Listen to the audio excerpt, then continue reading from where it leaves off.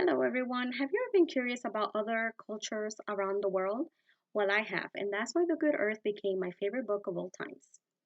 Chinese traditions are very important in Chinese society, like foot binding, family loyalty, and filial piety. Did you know that in the early 20th century, Chinese women would be less desirable if they didn't bind their feet? Well, in The Good Earth, Wang Long, the main character, marries a slave named Oolong. Olan's feet were not binded, and this bothered Wang Long.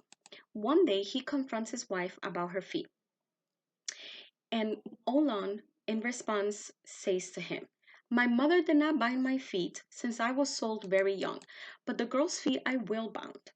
According to Matt Cartwright from Ancient History Encyclopedia, published in 2017, binding was considered an attractive quality. The effects for the process were painful and permanent.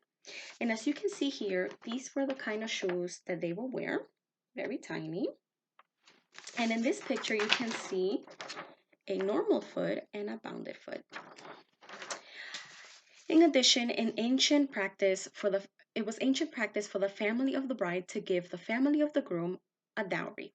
And as stated in The Good Earth by Pearl S. Bach, page 53, and her dowry, a prince ransom and enough to buy an official seat in the big city. When a son was born in China, the men would buy eggs and dye them red and give them out to their neighbors.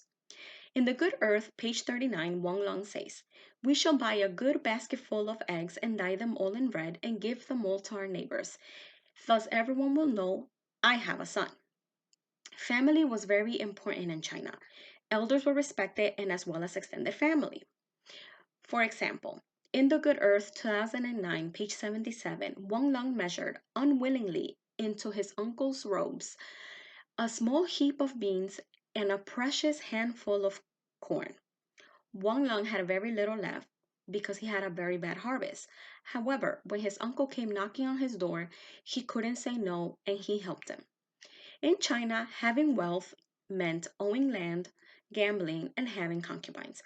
When Wang Long finally felt that he had a few coins left, he couldn't wait to go into the tea houses. And in The Good Earth 2009, page 186, "It is not my money as good to spend as other men, and money I do not lack these days." Also, filial piety is very important in Chinese society. Lauren Mack from Thought.co explains. Filial piety requires children to offer love, respect, and support and deference to their parents and their elders, such as grandparents and elder siblings. Back in the 20th century, men of power and wealth often had several concubines. A concubine can be described as a poorly treated prostitute, according to BeijingMadeEasy.com. In The Good Earth, 2009, page 52, Olan says, "The old lord living at home, adding a concubine or two a year." Women in China were usually looked as inferior and often had to deal with slavery, abuse, and infidelity. Slavery was very prevalent with the wealthy. Due to hunger, many parents had to leave their children with the lords, such as Olan. She was sold at the age of 10.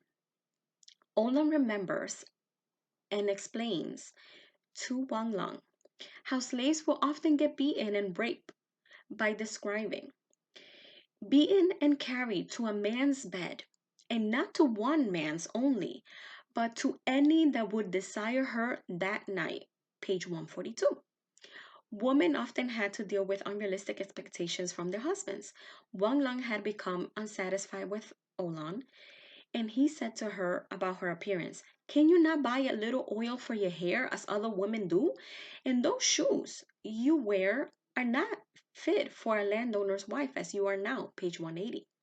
In this book, you will learn about Chinese traditions and values such as woman's role, feet binding, and the importance of family in Chinese society. Despite having wealth and owning land, and even having a lover, Wang Long still took care of his wife until she died. Thank you.